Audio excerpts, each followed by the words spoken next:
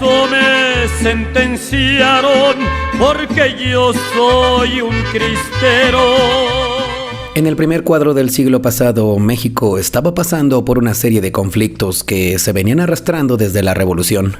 Conflictos en nombre de la religión o simplemente una estrategia del gobierno para hacer de las suyas y sacar el mejor provecho.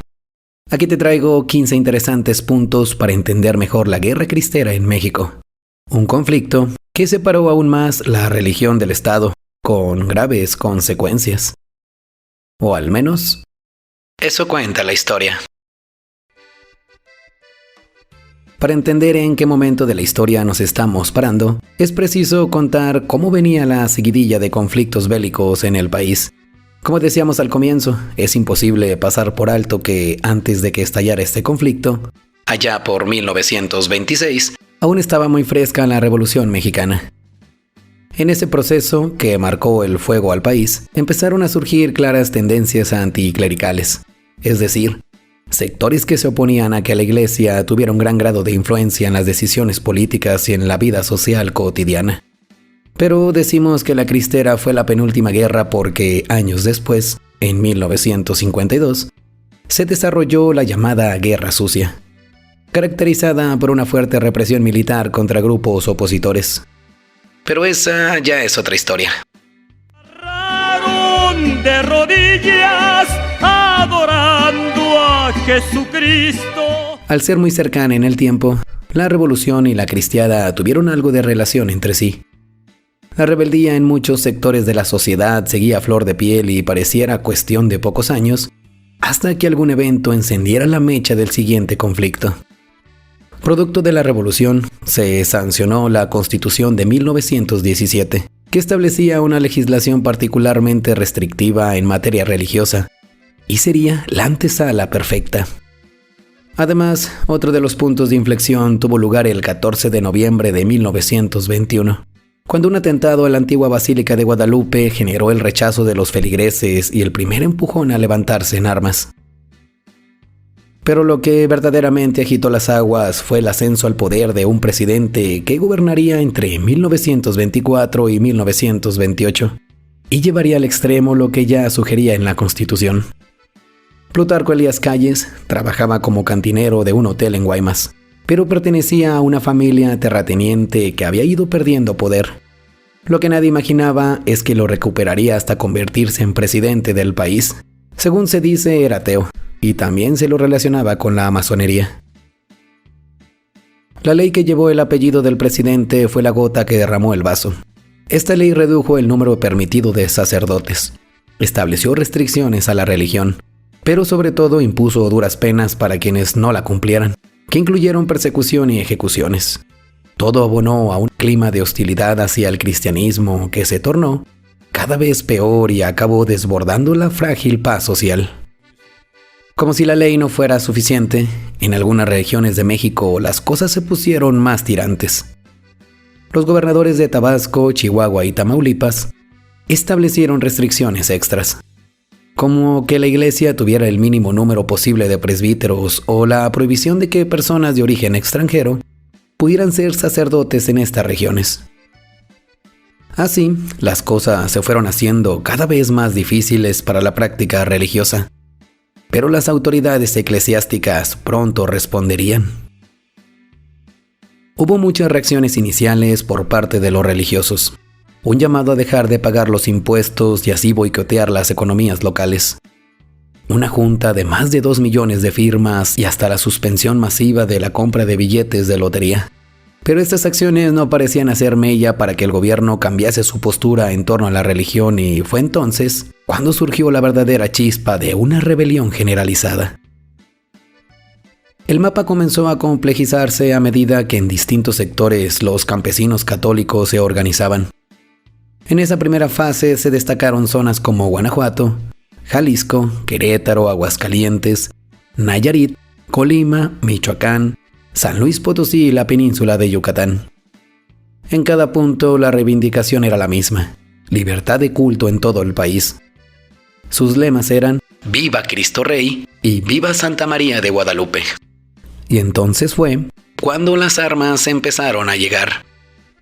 Como en todo conflicto, fue clave la aparición de líderes, que en muchos casos no son tan recordados como el general Pedro Quintanar, quien ya arrastraba una lista de conflictos bélicos desde la Revolución Mexicana por el estado de Zacatecas.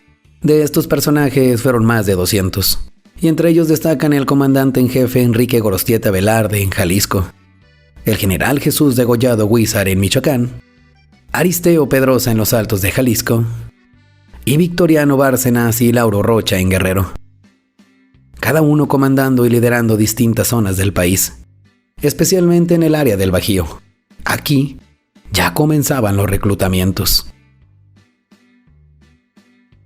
Aunque el nivel de influencia y la escalada del conflicto puede indicar otra cosa, lo cierto es que un enorme porcentaje del grupo sublevado no tenía formación militar previa. De esos 200 jefes que se sabía que estaban por gran parte del país, se sabe que solo 12 eran soldados de carrera y la misma cantidad habían sido agentes policiales. Accedían hasta ese lugar por elección entre sus compañeros de tropa, mayoritariamente conformada por campesinos de extracción económica baja, peones rurales y algunos veteranos revolucionarios. Aunque la mayoría de los nombres que trascendieron fueron masculinos, es importante resaltar la existencia de las brigadas femeninas dentro del ejército cristero, con más de 25,000 integrantes.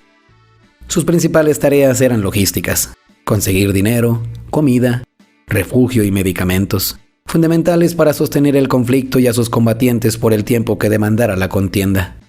Algo más similar a la función de las adelitas en la Revolución Mexicana. Cuando el conflicto parecía haber entrado en un bucle difícil de resolver, la llegada al poder de un nuevo presidente inauguró una nueva etapa marcada por un diálogo más fluido entre los bandos. Emilio Portes Gil asumió el 1 de diciembre de 1928. Así se estableció una mesa de negociación con un embajador estadounidense y el obispo de Tabasco, Pascual Díaz Barreto, designado por la Santa Sede. Junto a otros representantes de distintos sectores, la salida pacífica aparecía a la vuelta de la esquina. Sin embargo, el 21 de junio de 1929 hubo acuerdo, levantamiento de armas y amnistías. Pero no todo se resolvió tan fácilmente. Dentro de la iglesia, la guerra cristera había calado profundo, y no todos los sectores estaban de acuerdo con los puntos de aquel acuerdo. Hubo 3 obispos que se opusieron de manera especialmente fuerte, y lo hicieron saber a todo el mundo. Leopoldo Lara y Torres, obispo de Tacámbaro en Michoacán, se erigió como nuevo líder enfrentando a una mayoría de obispos que querían la salida dialoguista. La presión de Estados Unidos mantuvo las aguas calmadas, pero no por mucho tiempo. Entre el 6 de marzo de 1931 y el 24 de febrero de 1941, se desarrolló la llamada Segunda Guerra Cristera. Durante el gobierno de Lázaro Cárdenas, la Constitución mexicana estableció que la educación sería socialista y excluía la formación religiosa de las aulas de manera definitiva. Cuando se produjo el levantamiento, los maestros rurales se convirtieron en blanco de aquellos ataques cristeros, aunque no participaban activamente del conflicto. Hubo educadores torturados, asesinados y con partes del cuerpo cercenadas, especialmente las orejas. En 4 años se calcula que 300 maestros fueron asesinados. De esta persecución en contra de los maestros tenemos un video completo en el canal. Te dejamos el link en los comentarios para que conozcas más sobre este conflicto poco conocido en México. Aunque han pasado casi 100 años desde el estallido inicial de este conflicto, sus consecuencias pueden rastrearse hasta nuestros días. Este conflicto influyó directamente en la formación de la Unión Nacional Sinarquista, de tendencia a la extrema derecha, y mucho tiempo después, el movimiento cristero tuvo influencia en el surgimiento del Partido Demócrata Mexicano y la Unión Nacional Opositora. Esta contienda, aunque no exenta de complejidades y debates todavía abiertos, dejó muchos mártires para la Iglesia Católica, que son recordados aún hoy. Muchos de los que lucharon fueron torturados, fusilados o ahorcados, por lo que el Vaticano les concedió un último homenaje. El 21 de mayo del año 2000, durante el Jubileo de la Encarnación, el Papa San Juan Pablo II canonizó a 25, entre ellos Cristóbal Magallanes. En total, la Iglesia lleva beatificados 39 personas, de las cuales 27 son sacerdotes. Los ejemplos más célebres son Toribio Romo y Sabas Reyes Salazar. Uno más reciente e icónico fue José Sánchez del Río, de apenas 14 años, y que fue reconocido en 2016, ya bajo el papado de Francisco. ¡Viva Cristo, Rey y Fuego! Y estos fueron algunos datos para entender un poco más sobre este conflicto que muchas veces no se nos menciona en la escuela. No nos queda más que agradecer a toda la audiencia. Recuerda que si tienes más datos que abonen a esta historia, no olvides escribirlo en la sección de los comentarios. Te pido por favor compartir este video para que llegue a más personas y así poder realizar más historias como esta. Te saluda Martín Santana. Nos escuchamos la próxima semana con otra historia de esas del México que se fue, ya que aún hay mucho que contar. O al menos, eso cuenta la historia.